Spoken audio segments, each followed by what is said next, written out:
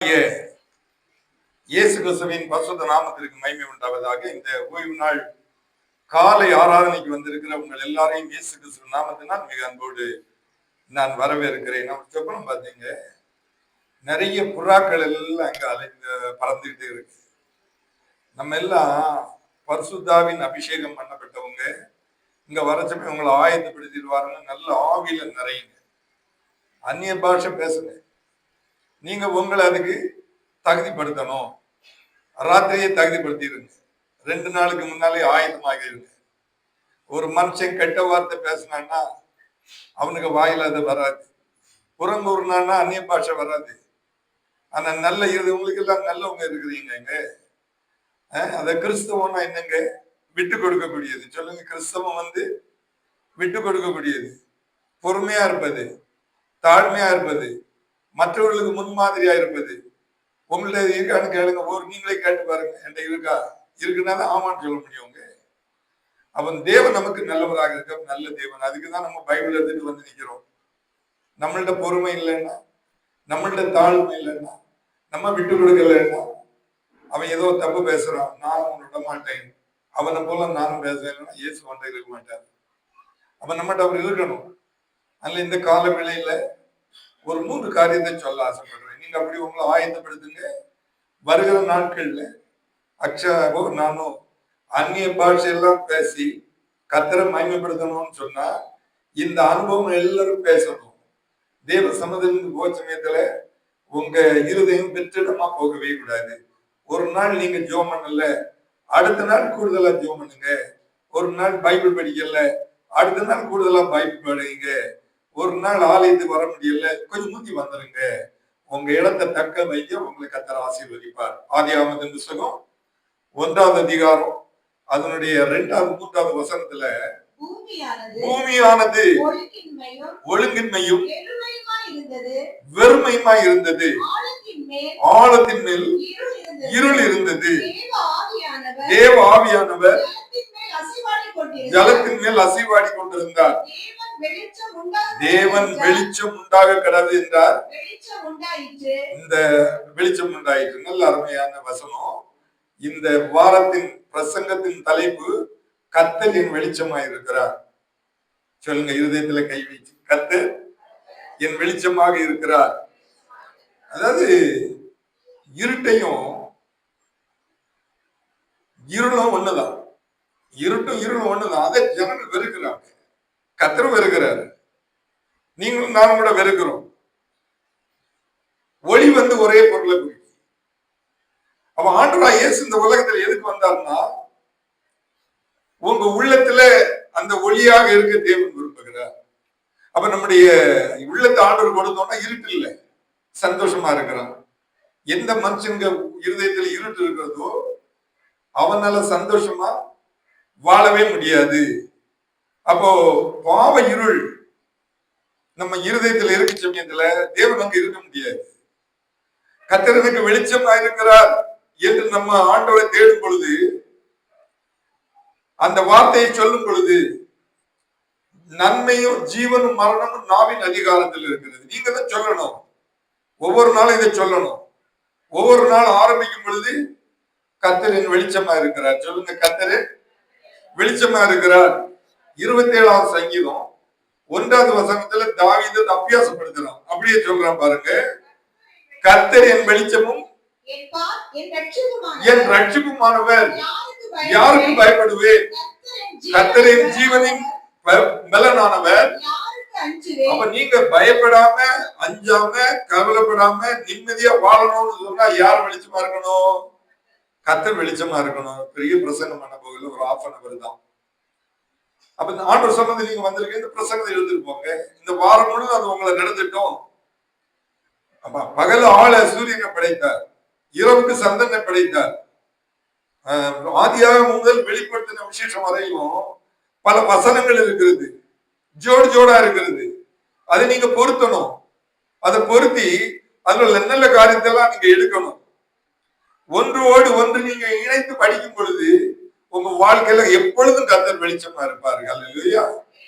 சபையில சில பலவீனமானவங்க எல்லாம் இருக்கிறாங்க. அதுக்கு கூட சில நாட்களா ரொம்ப கஷ்டப்பட்டு தான் இருந்தேன். அன்றைக்கு கத்தர் கூட்டிட்டு வந்திருக்கிறார். ஜோமன் வரும் பொழுதே நான் ஜோமன் வந்து அங்க வரணும். தாமோதரன் பிரதர் தனிமையா வந்தாரு. அப்புறம் ஆண்டவர் அந்த சிஸ்டையும் அவங்களையும் ஒன்று சேர்த்தாரு. அவங்க நல்ல கவனிக்கிறாங்க. ரொம்ப பலகீனப்பட்டுட்டாங்க. ஒரு வாரம் இருந்ததுக்கு 5 நாள் இருந்தாங்க. 2,60,000 ரூபாய் பில்லு கட்டி இருக்கிறாங்க. நம்ம சபைக்கு வரக்கூடிய எல்லா தேவனுடைய பிள்ளைகளுக்கும் நான் சொல்றேன், நீங்க உங்க இடத்தை தக்க வைக்கணும். சுகமும் பலனும் இருக்கும் பொழுது கர்த்தரின் வெளிச்சமா இருக்கிறார், கர்த்தரின் வெளிச்சமா இருக்கிறார், கர்த்தரின் வெளிச்சமா இருக்கிறான்னு சொல்லி வந்தீங்கன்னா ஹாஸ்பிட்டலுக்கு போக மாட்டீங்க. ஓய்வு நாள் எங்கேயும் போக கூடாது. ராஜேஷ் மருமனை பற்றி நான் சொல்லி கண்ணை மூடி ஜோம் பண்ணேன். ஒரு ஜோமணி முடிச்சு பார்க்க எங்க கண்ணை மூடி வந்திருக்கிறாரு. சந்தோஷமா தான் இருக்கு. எல்லாம் வரணும். நம்ம ஒரு குடும்பமா இருப்போம். யாராவது தவறுகள் பண்ணுனா மன்னிச்சிருங்க. யாரையும் நம்ம புறம் கூடக்கூடாது. நீங்க நம்ம இயேசு மாத்திரம் பார்க்கணும். அவர் வெளிச்சமா ஏன் இருக்கிறார் தெரியுமா? என் பிள்ளையும் வெளிச்சத்துல இருக்கணும்னு விரும்புகிறார். நான் 2-3 வசனம் சொல்றேன். ஏசாயா தீர்க்கதரிசியின் புத்தகம் 60வது அதிகாரம் 20வது வசனத்தையும், வெளிப்படுத்தல் 22:5 யோவான் 1:9 படிங்க.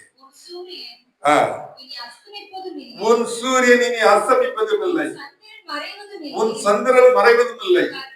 கர்த்தரே உனக்கு நித்திய வெளிச்சமாயிருப்பார். உன் துக்க நாட்கள் முடிந்து போகும். ஹல்லேலூயா. கர்த்தர் வெளிச்சமாக இருந்தா சகோதரமார்களே சகோதரிமார்களே உங்க துக்கம் சந்தோஷமா மாறும். ஏன்னா அவர் நித்திய வெளிச்சமா இருக்கிறார். பிள்ளைகளை நம்ம ரொம்ப நேசிக்கிறோங்க. திடீர்னு பிள்ளைகள் நம்மளை விட்டு போயிட்டாங்க. தகப்ப அங்கேயே இருக்கிறான். ஒரு பெதரையாண்ட வந்தாரு. எனக்கு 2 பிள்ளைகள். நானும் என் மனைவி பிள்ளைகளும் சந்தோஷமா இருந்தோம். கல்யாணம் பண்ணி வச்சு சின்ன சின்ன பிரச்சனை வந்துச்சு. என் மூத்த மகன் இது எனக்கு தரணும்னு கேட்டான். இளைய மகனும் எனக்கு வேணும்னு கேட்டான். என் மனைவிக்கு ஒண்ணும் செய்யல. என் மனைவி தான் குடும்பத்தை கட்டி காத்துட்டு வந்தா. பிரச்சனை ஓவரான உடனே டக்குன்னு இந்த ஒரு பக்கம் இழுத்துட்டு இதுல இருந்து சடுவா வர ஆரம்பிச்சுட்டு அவர் ரொம்ப ஹெல்த்தியான நான் பார்த்துக்கிட்டே இருந்தேன். என்ன ஆச்சுன்னு கேட்டேன். கையும் அடிபட்டுட்டு காலும் அடிபட்டுட்டு வெளிச்சம் போச்சு, இருட்டு வந்துட்டு. அச்சப்பட்ட நல்ல ஒரு சாட்சி நல்லா இந்த ஆகாஷம்னால ஒரு டாக்டர் கேட்காரு. நல்ல டாக்டர் சிம்பல் போட்டிருக்கு. பைக் உள்ள கிடக்கு. துக்கம் வந்துச்சு. நமக்கு வெளிச்சம் வேணும். ஏன் தேவாலயத்துக்கு வரோம்? நம்ம சந்தோஷமா இருக்கணும். நீங்க எப்போ மனுஷனை நம்புறீங்களோ, மனுஷனுக்கு உதவி எதிர்பார்க்கிறீங்களோ, கர்த்தர் உதவி செய்ய முடியாது. ஒண்ணு வரதுக்கு முன்னாலேயே எனக்கு அவங்க வேணாம், எனக்கு இவன் வேணும், அவனுக்கு உதவி வேணாம். நம்பாதுங்க, மனுஷனை நம்பாதுங்க. இந்த இயேசு நம்புங்க. அவர் சொல்றார், உன் துக்க நாட்கள் முடிந்து போகும். கர்த்தர் எனக்கு வெளிச்சமா இருப்பார். ஓய்வு நாள்ல என்ன செய்தி கேட்கிறீங்களோ அதன்படி வாழ்கிறதுக்கு உங்களை தகுதிப்படுத்துங்க. வெளிப்படுத்தின விசேஷம் 22வது அதிகாரம் அதனுடைய 5வது வசனத்துல அங்கே ராக்காலம் இராது, கிழக்கும் விளக்கும் சூரியனுடைய வெளிச்சமும் அவர்களுக்கு வேண்டுவதில்லை. தேவனாகிய கர்த்தரே அவர்கள் மேல் பிரகாசிப்பார். அவர்கள் சதா காலங்களில் ஆழ்வார்கள். எல்லாரும் கரங்களை தட்டி கர்த்தரை மகிமைப்படுத்துவோம். ஒரு வாரத்துக்கு முன்னால் நெத்தன்யாகு இஸ்ரேல் நாட்டு பிரதமர் அந்த ஐநா சபையில் ஒரு டாக் கொடுக்கிறாரு. அவர் சொல்றாரு, நாங்க ரொம்ப சஃபர் பண்ணிட்டு இருக்கிறோம். 5 தலைமுறையா நாங்க கஷ்டப்பட்டு இருக்கிறோம். எங்களுக்கு ஒரு பாலைவனத்தை கொடுத்தாங்க. நாங்க வாழ்றதுக்கு ரொம்ப கஷ்டப்படுறோம். 1 கோடி தான் இருக்கிறாங்க. நம்ம கன்னியாகுமரி டிஸ்ட்ரிக்ட் தான் இஸ்ரேல் நாடு இருக்கு பாருங்க. அவங்கள ஆள்றாருங்க. சுற்றிலும் 20 அரபு கண்ட்ரிஸ் இருக்கு. இப்ப பெரிய வார் நடக்கு. அவங்க தாக்கு பிடித்து வாழ்றதுக்கு எவ்வளவோ கஷ்டப்படுறாங்க. உண்மையை பாராட்டணும். எல்லாரும் ஆச்சரியப்படுறாங்க. அந்த பாலைவனத்துல எங்க ரத்தத்தை விட்டு பாடுபட்டு நாங்க செழிப்பா கொண்டு வந்திருக்கிறோம். எல்லா வீட்டுகளும் பங்கர் இருக்கு. ஒரு பிளைட் வருது, ஒரு ஸ்கட் வருது, ஏதோ ஒண்ணு மிசைல் வருது, பெண்ணும் ஆணும் வரவங்க ஓடுறாங்க. ஓடி போய் அதில் ஒழிச்சிடுறாங்க. நமக்கு எவ்வளவு நல்ல அருமையான இந்திய தேசத்துல நல்லதெல்லாம் தந்திருக்கிறாருங்க. இங்க தாங்க ஒழுங்கு நல்ல காரியங்கள் எல்லாம் இருக்கு. ஆனா இப்ப கொஞ்சம் கொஞ்சமா ஃபாரின் ஸ்டைல் எல்லாம் இங்க வர ஆரம்பிச்சுட்டு, அங்க உள்ள காரியங்கள் எல்லாம் இங்க வர ஆரம்பிச்சுட்டு, நம்மளோட ஐக்கியப்பட்டிருக்கிற தேவனுடைய பிள்ளைகள் ஒரு ஃபாரின் ஸ்டைலுக்கு வேண்டாம். நமக்கு ஏசப்பா என்ன சொல்றாரு அதன்படி நடக்கணும். ஹல்லேலூயா. சொல்லப்பட்டிருக்கிறது சூரியன் வெளிச்சம் உனக்கு வேண்டாம், தேவனாகிய கர்த்தரே உங்க குடும்பத்துல பிரகாசிக்கணும், உங்களுக்கு பிரகாசிக்கணும். எனக்கு அவர் வேணும். நீங்க ஓய்வு நாள் ஆலயத்துக்கு வரலன்னு சொன்னா எதை இழக்குறீங்க? இருட்டு உங்க கூட இருக்கும், அதுக்கு இடம் கொடுக்கவே கூடாது. 6 நாள் வேலை செய்து உன் கிரியைகள் எல்லாம் நடப்பிப்பாயாக. 7ஆம் நாள் உன் தேவனாகிய கர்த்தருடைய பசுத்தமான ஓய்வு நாள். நீ ஆனாலும் குமாரன் ஆனாலும் குமாரத்தி ஆனாலும் போடும். காலையில வந்து 6:35க்கு நாங்க ஆரம்பிச்சிருவோம். 25 நிமிஷம் ஜோம் பண்றோம். மோஸ்ட் விதம் அந்த கீபோர்ட் எல்லாம் தூக்கி போட்டு வந்துடுறாரு. சந்தோஷமா இருக்குது. நாங்க வரதுக்கு முன்னே சிலர் வந்துடுறாங்க. நான் ரொம்ப சந்தோஷப்படுறேன். அருமையான தேவனுடைய பிள்ளைகளை ஓய்வு நாள் ஒரு பிரசங்கத்தை நீங்க கேட்கறீங்கன்னா நான் ஜோம் பண்ணிட்டு வரேன். ஒரு வீண் வார்த்தையும் வரக்கூடாது. ஆண்டவரே, என் சொந்தமான வார்த்தைகள் வரவே கூடாது. எல்லாரும் நீங்க ஊழியம் செய்யணுங்க. ஒரு ஆத்மாவையாவது நீங்க ஆதாயப்படுத்தணும். நான் ஊழியம் செய்திருக்க இந்த வயசு வரையில எனக்கு சந்தோஷம். ஓரளவு பூர்த்தி பண்ண போறேன். நீங்க பண்ணணும். அடுத்ததாக அக்ஷா இருக்கா, அபி இருக்கிறான், எல்லிங் இருக்கான், மஞ்சு இருக்கிறா. உங்க ஒவ்வொருத்தரையும் நான் சொல்றேங்க, நீங்க ஒவ்வொரு ஆத்மா ஆதாயப்படுத்திருக்கீங்களா? கர்த்தர் வெளிச்சமா இருக்காருல்ல, யாரையாவது ஒருத்தர் ஆதாயப்படுத்தணும். யாரையாவது ஒருத்தர் நீங்க ஆதாயப்படுத்தணும். ஆதாயப்படுத்தி தேவ சமூகத்தில் கொண்டு நீங்களும் ஆதாயப்படணும். நீ ஆயத்தப்பட்டு பிறகு உனக்கு ஒரு கூட்டத்தை ஆயத்தப்படுது. நம்ம மேல வந்துட்டு கீழே போயிட்டோம்னா, இருட்டுல போயிட்டோம்னா கர்த்தர் நமக்கு உதவி செய்ய முடியாதுங்க. ஆகையினால நீங்க எல்லாரும் கர்த்தர் உங்களுக்கு சுகமும் பலனும் கொடுத்திருக்கும் பொழுதுதான் நீங்க ஆண்டவருக்காக எதையாவது செய்யணும். தேவனுடைய பிள்ளைகளாகி நீங்கள் எதையாவது செஞ்சு தீர்மானம் பண்ணணுங்க. நமக்கு ஜெபம் முக்கியம், வேத வாசிப்பு முக்கியம், ஐக்கியம் முக்கியம். இந்த 3 இருந்தா கர்த்தர் நமக்கு வெளிச்சமா இருப்பாருங்க. யோவான் சுவிசேஷம்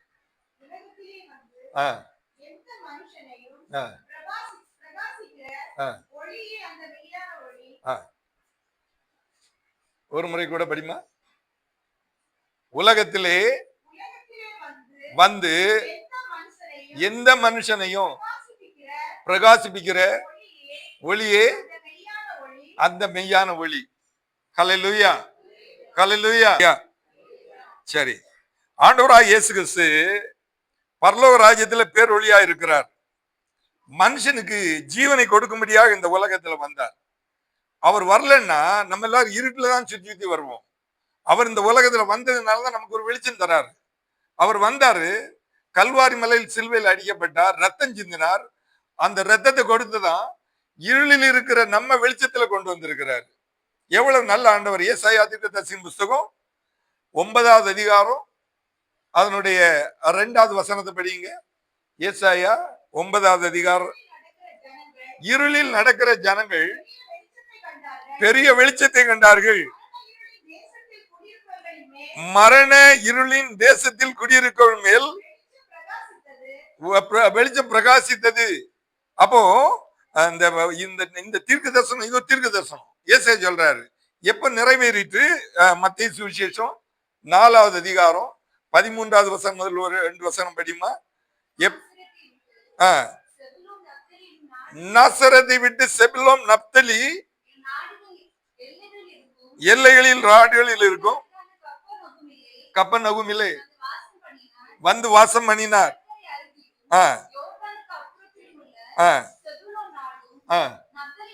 நப்தலி நாடும்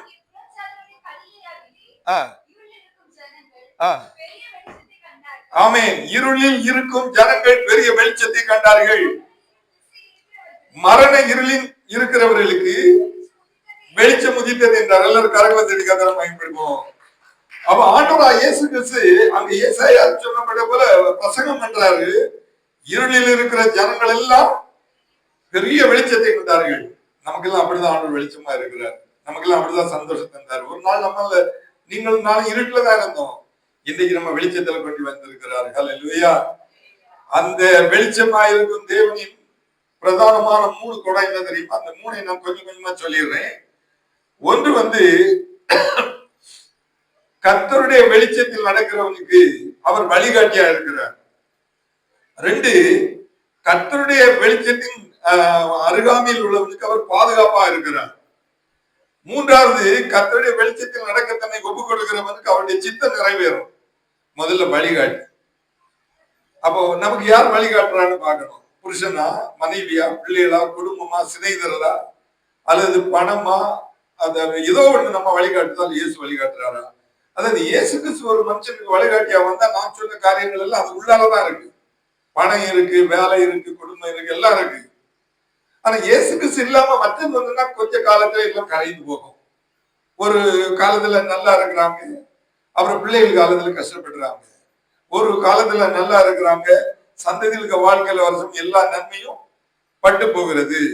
அப்போ கர்த்தர் நமக்கு வழிகாட்டி.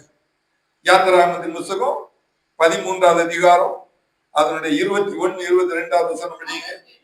அவர்கள் இரவும் பகலும் வழி நடக்க கூடும்படிக்கு கர்த்தர் பகலில் அவர்களை வழி நடத்த மேக ஸ்தம்பத்திலும் இரவில் அவர்களுக்கு வெளிச்சம் காட்ட அக்கினி ஸ்தம்பத்திலும் அவர்களுக்கு முன் சென்றார். பகலிலே மேக ஸ்தம்பமும் இரவிலே அக்கினி ஸ்தம்பமும் ஜனங்கள் இருந்து விலகி போகல. பகல்ல கூட நம்ம நடத்திடலாமே.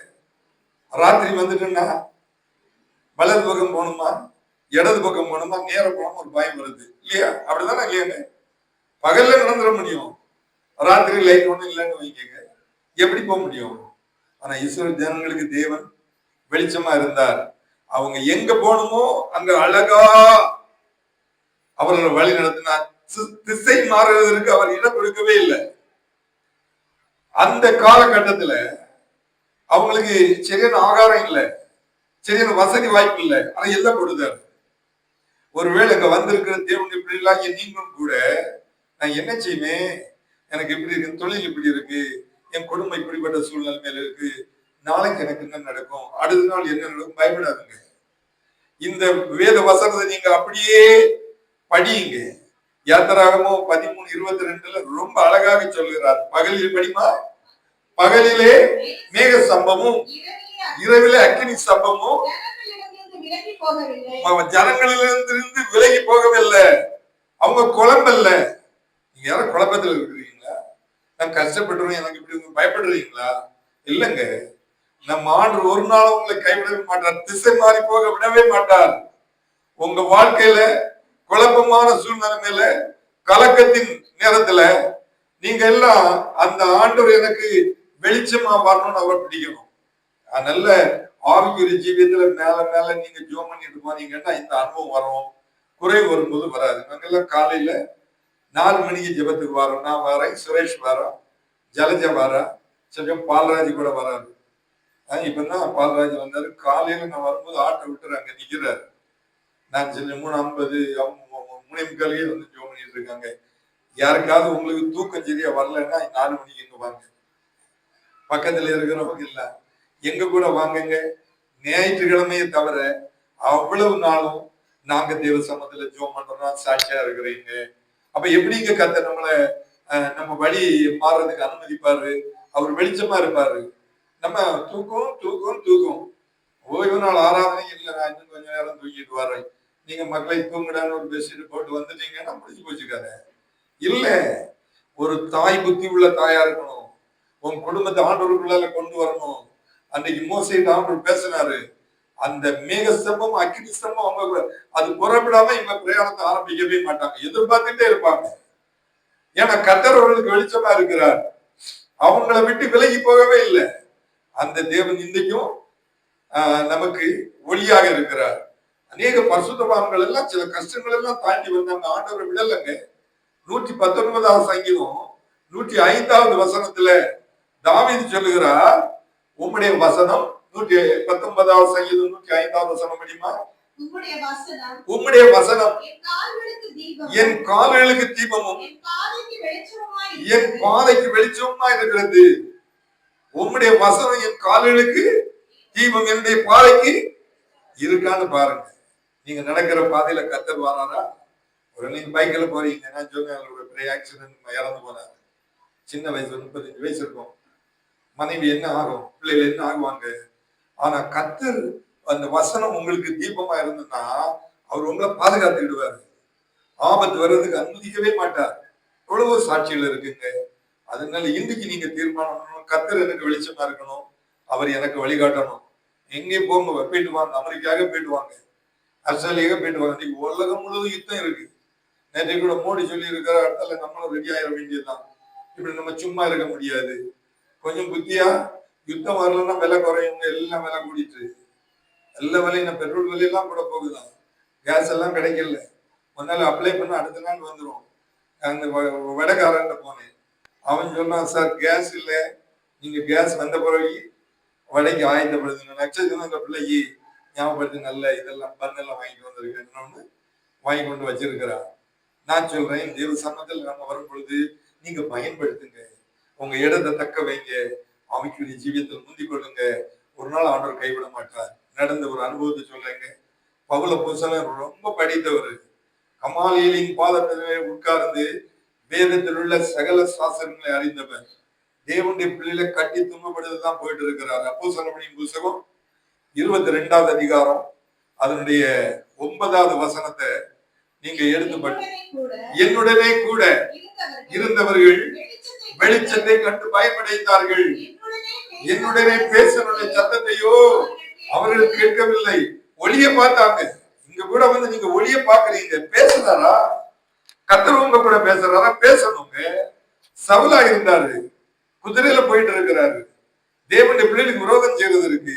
ஒரு ஒளி வானத்திலிருந்து அவரை அடிச்சு கூட உள்ளவங்கள எல்லாம் பார்த்தாங்க, ஒளியதான் பார்த்தாங்க. நீங்க ஒளிய பத்தி கேட்டு இருக்கிறீங்க.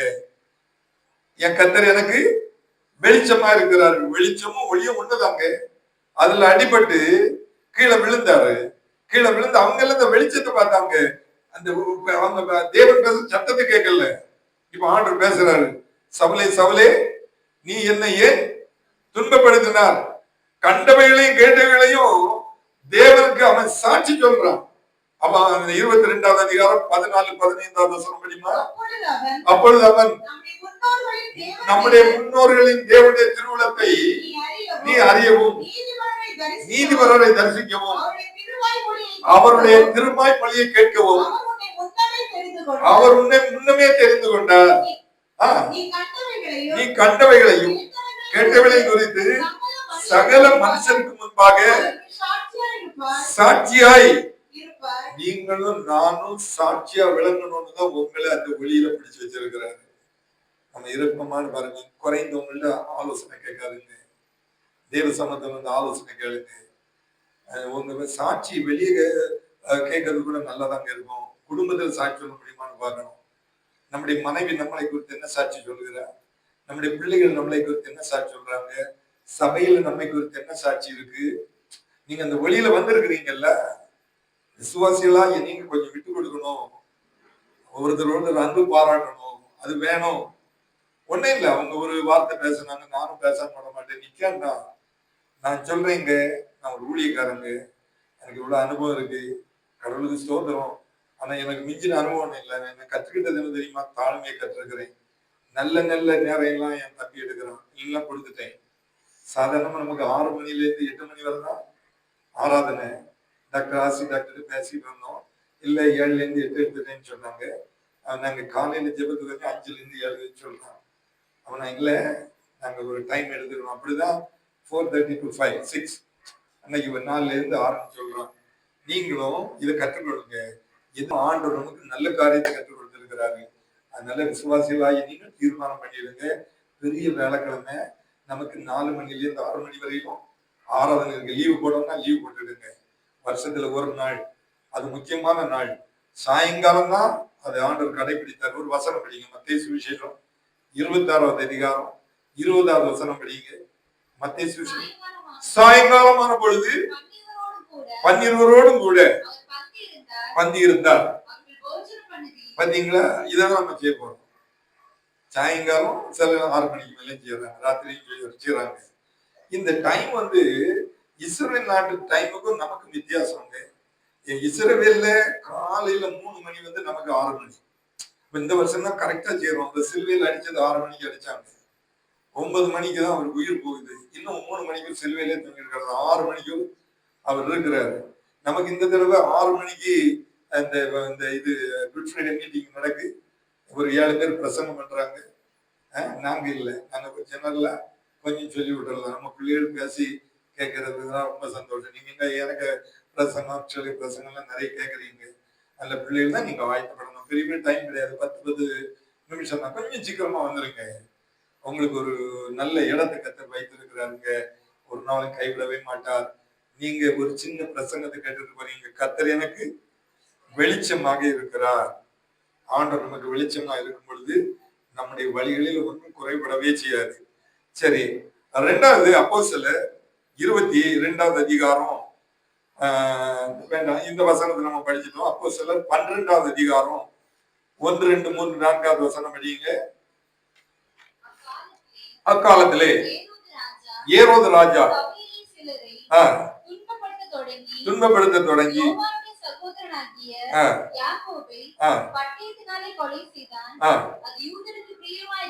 அது யூதருக்கு பிரியமா இருக்கிறது என்று அவன் கண்டு பேதுருவை பிடிக்க தொடர்ந்தான். அப்பொழுது இருந்தது, அவனை பிடித்து சிறைச்சாலையில வைத்து பஸ்கா பண்டிகை பின்பு ஜனங்களுக்கு முன்பாக அவனை வெளியே கொண்டு வரலாம் என்று எண்ணி 4 போர் சேவராக ஏற்படுத்திய 4 வகுப்புகள் வசமாக ஒப்பிட்டான். பிடிச்சு சங்கிலி ஒன்று கட்டி போட்டு இருக்கிறாங்க. கவனிங்க, கர்த்தர் ஒரு மனுஷனுக்கு வெளிச்சமா இருந்தா அவன்கிட்ட இருட்டுல போக விடவே மாட்டார். இந்த ஒரே ஒரு பாயிண்டோட முடிச்சுக்கிறேன், இன்னொரு 10 நிமிஷம் தான். அதனால கர்த்தர் நமக்கு வழிகாட்டியா இருக்கணும், நமக்கு பாதுகாப்பு தரணும். இந்த பேதுருக்கு பாதுகாப்பு தந்தாரு. சிலர் எல்லாம் கொண்டுட்டான். பஸ்கா பண்டிகை இவனையும் கொலை பண்ணணும்னு வச்சிருக்கிறான். ராத்திரி முழுதும் ஜோம் பண்ணிட்டு இருக்கிறாரு. என்ன பார்த்திருப்பாரு? ஆண்டவரே, அவங்களே கொண்டாச்சு, யாக்கோபு கொண்டாச்சு, யோபான கொண்டாச்சு, என்னையும் கொல்ல போறாங்க. ஆனா நான் உங்களோட ராஜ்யத்துக்கு வரது 1000 ரூபாய் இருக்கிறேன். உமக்கு சித்தமானா நான் இன்னும் கொஞ்சம் ஊழி செய்யணும்.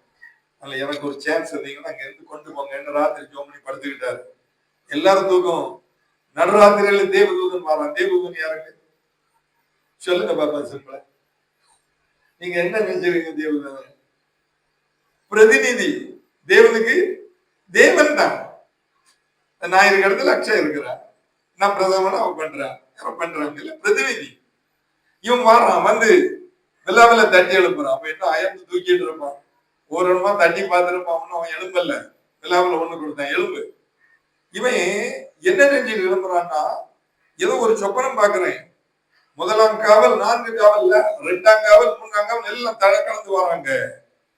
அப்பதான் இவனுக்கு தெரியுது, ஓஹோ, கர்த்தர் என்ன வெளியே கொண்டு வராருன்னு. இங்க மார்க்கு வீட்டுல எல்லாரும் கூடி ஜோம் பண்ணிட்டு இருக்கிறாங்க. அங்க ஒரு பொண்ணு வந்து உத்து கேட்கிற வந்து கதவை தட்டுறாரு. சில இங்கே அப்படி இருப்பாங்க, பிரசங்கத்தை கேட்டது போல இருக்கும், எங்கேயோ என்ன இருக்கும். அந்த பொண்ணு நல்ல பொண்ணுதான். எல்லாரும் இந்த பயங்கர மாற்றே பேதருக்கு அந்த விடும் சிறுசேதம் பண்ணிடக்கூடாது. அவனை பாதுகாத்து அவன் வழிகாட்டி வெளிச்சம் கொண்டு வரோம். ஹலோ ஹலோ ஹலோ கேட்கிறாங்க. பேருக்கு சத்தம் போல இருக்கு. அங்க பயங்கர ஜபம். இவ பயந்து ஒரு ஆவிதான் அவருக்கு பேசுவா.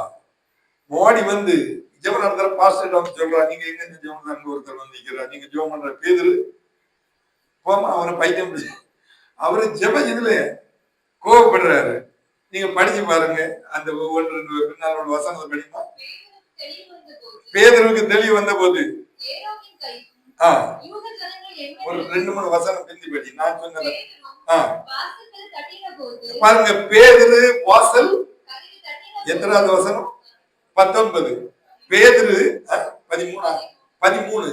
பேதுரு வாசல் கதவை தட்டின போது ரோதை என்னும் பேர் கொண்ட ஒரு பெண் ஒற்று கேட்க வந்தாள். நல்ல பேரு தான் ரோதை. ஒரு சிலருக்கு அந்த பேரை வைப்பாங்க.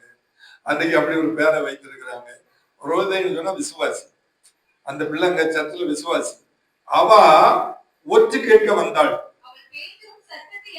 அவள் பேதுருவின் சத்தத்தை அறிந்து சந்தோஷத்தினால் கதவை திறவாமல் உள்ளே ஓடி பேதுரு வாசலுக்கு முன்னே வந்து நிற்கிறார் என்று அறிவித்தாள்.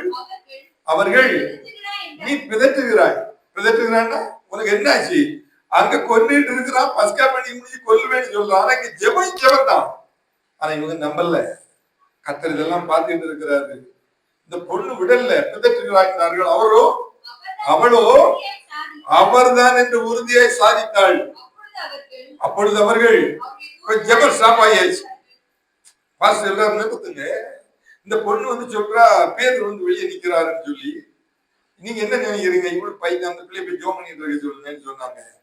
இவ இல்ல, சத்தியமா நான் அவருதான். நான் அவருக்கு சத்தத்தை கேட்டேன். எப்படிப்பட்ட விசுவாசின்னு பாருங்க. உடனே எல்லாரும் தூதனா இருக்கலாம் என்றார்கள். பேதுரு இப்படி இங்க எல்லாம் ஜெபம் எல்லாம் டக்குன்னு ஸ்டாப் ஆன உடனே பேதுரு மறுபடியும் தட்டுறான். பேதுரு வந்திருக்கிறேன், கதவை திறங்க. அவர்கள் திறந்த பொழுது கண்டு பிரமித்தார்கள். தேவனுடைய பிள்ளைகளே, உங்களை குறித்து ஆண்டவர் அப்படிதான் வைத்திருக்கிறாருங்க. நல்ல இடத்துல வைத்திருக்கிறார். அவர் வெளிச்சத்தின் பிள்ளைகளா நிறைய எழுதி வச்சிருக்கிற 2 மணிக்கூர் எழுதி வச்சிருக்கிறாங்க. சொல்ல முடியல. நிறைய வசனங்கள் எல்லாம் இருக்கு.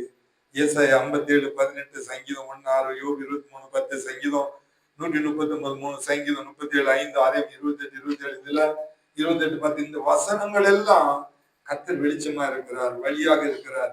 இதெல்லாம் காண்பிக்கிறது. அந்த தேவனை நீங்க மறக்கவே கூடாது. உங்க இடத்தை தக்க வைங்க. ஆண்டு பிரியமா இருங்க. எபிரேயர் எபிரேயர் 10, 24, 25வது வசனத்துல சபை கூடி வருதலை சிலர் விட்டு விடுவது போல நீங்க விடவே கூடாது. எதுக்கு இந்த மீட்டிங் அமைக்கிறாங்க? பண்ணையெல்லாம் எங்கேயா டூர் போலாமான்னு யோசிச்சுட்டு இருக்கிறான். டூர் போலான்னா எவ்வளவு தடவை போயிட்டு வந்துருக்கிறோம். எல்லாருக்கும் ஆசை தான். டூர் போறதுக்கு எல்லாருக்கும் ஆசை இருக்காங்க. போமா முதல்ல மார்தான் கை தூக்குற. சேகர் இந்த டேசி எல்லாம் எனக்கு மறக்கவே முடியாது. ஏன்னா டூர்ல அவ்வளவு என்ஜாய் பண்ணிட்டு இருந்தாங்க. ஆனாலும் டூர்ல இதெல்லாம் நடக்கும். நல்ல காரியம் தான். இந்த உபவாச ஜபம் ராத்திரி 9:30 மணில இருந்து 10 மணி வரைக்கும் இது எதுக்கு வச்சிருக்காங்க? எதுக்கு வச்சிருக்காங்க? நாங்க பிறந்தோ நீங்க எங்களுக்காக ஜோம் பண்ணுங்கன்னா நீங்க கனெக்ட் ஆகணும். நீங்க வரணும். சபை கூடி வருதலுக்கு வரணும். உபவாச ஜபத்துக்கு வரணும். ராத்திரி 9:30 மணிக்கு வரணும். ஒருவேளை ஒண்ணு போது கேட்டது போல இருக்கும். ஆனா நிறைய பேருக்கு ஆன்லைன்ல பண்ணியிருந்தவங்க எல்லாம் வர தெரியாது. ஆனா நிறைய பேர் செல்ல வச்சுக்கிட்டு சின்ன பிள்ளைகளையும் அந்த நேரத்துல செல்ல கொடுத்து நான் போய் ஜோம் பண்ணிருப்பேன். இல்ல ஜோம் பண்றோம். நீங்க அதுல வரணும். இல்ல கனெக்ட் ஆகி பாருங்க. கர்த்தர் உங்களுக்கு வெளிச்சமா வருவார். உங்களுக்கு வழிகாட்டுவார். உங்களுக்கு பாதுகாப்பு தருவார்.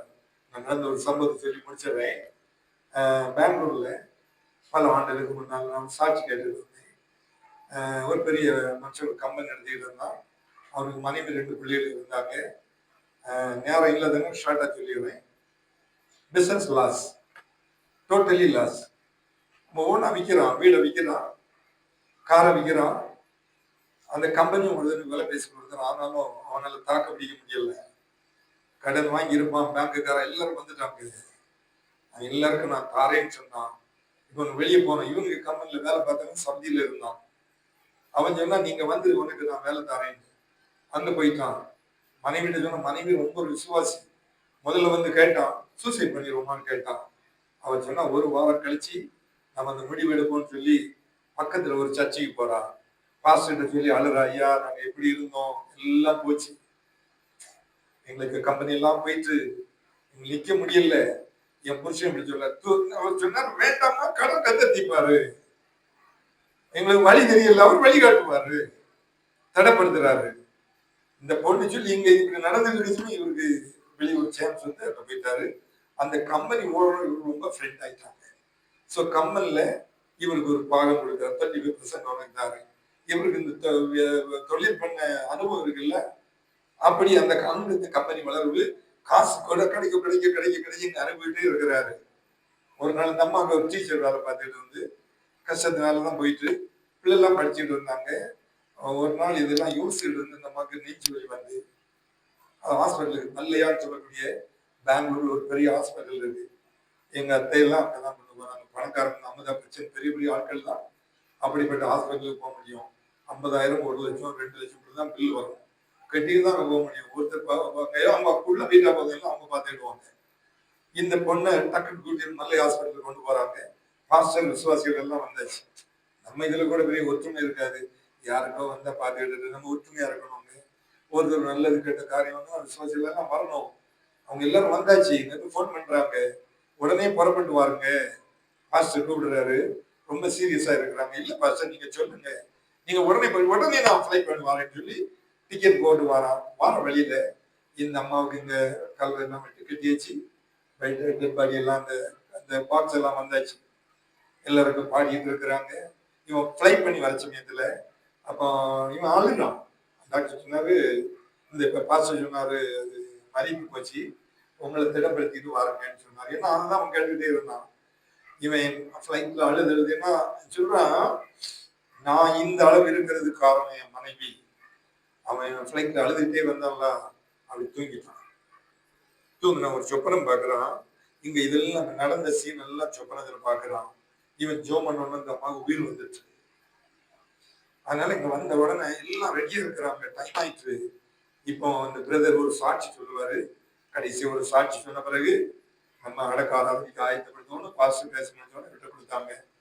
இவரு நடந்த சம்பவம் எல்லாம் சொன்னாங்க, இப்படி விடுவாங்க, இப்படி விடுவாங்க, இப்படிதான் சபைக்கு வந்தோம். நீங்க எல்லாம் நான் இல்லை, இதெல்லாம் செய்திருக்கிறீங்க, நான் நம்புறேன். நான் ஒரு சொப்பனம் பார்த்தேன். என்ன சொப்பனம் பார்த்தேன் தெரியுமா? இதெல்லாம் பார்த்தேன். நான் ஜோம் பண்ண உடனே என் மனைவி உயிர் வந்துட்டு. நான் நம்புறேன், இப்ப என் மனைவி உயிர் வர போகுது, வாங்க எல்லாரும் என்ன சுத்தி வாருங்கன்னு சொன்னா இது நினைச்சு எப்படிங்க இருக்கும்? யாரும் நம்புவாங்களா? நடந்த சம்பவம் எல்லாரும் அந்த எல்லாம் சர்ச்சையோடு கொண்டு போறது ரெடி ஆகணுங்க. அந்த பெட்டியை சுத்தி வராங்க, பாசு வராரு, தலையில கை வைக்கிறாங்க, இவன் கை வைக்கிறான். இயேசுவின் நாமத்தினால இவளுக்கு ஜீவன், இவளுக்கு சரீரத்தில் வரட்டும் சொன்னோட உயிர் வந்துச்சு. எல்லாரும் அலையில சொல்லுவோம், ஹல்லேலூயா, ஹல்லேலூயா. வெளிச்சம் வந்துட்டுங்க. அப்புறம் நல்லா வாழ்ந்திருக்கிறாங்க. பெரிய சாட்சி, அருமையான தேவனுடைய பிள்ளை. நம்ம அப்படிப்பட்ட தேவனை விசுவாசிக்கணும். உங்களுக்கு அந்த நம்பிக்கை இருக்கா? விசுவாசம் இருக்காங்க. எத்தனை பேர் பலகீனமா இருக்கிறீங்க? கர்த்தர் வெளிச்சமாக இருக்கிறார். சொல்லுங்க, கர்த்தர் வெளிச்சமாக இருக்கிறார். என் இருட்டெல்லாம் அகற்றி போட்டார். நான் ஆண்டவர் உண்மையா இருப்பேன். எல்லாரும் எழுந்து நிற்போம், கண்களை மூடுவோம். காலை நேரத்துல தேவ சமூகத்தில் வந்திருக்கிறீங்க. வெறுமையாக நீங்க போகவே கூடாது. அவருடைய அன்பு, அவருடைய இரக்கம், அவருடைய காருண்யம், அவருடைய தயவு உங்களை ஆட்சி தேதி தைரியப்படுத்தட்டும். அந்த வெளிச்சத்துல நடங்க. எந்த சூழ்நிலையுமே மனுஷனை பார்க்காதுங்க, இயேசு மாத்திரம் பாருங்க. அவரை நோக்கி பார்த்து பிரகாசம் அடைந்தார்களாம். எல்லா நன்மையினாலும் நிரப்புவார், கைவிடவே மாட்டார்.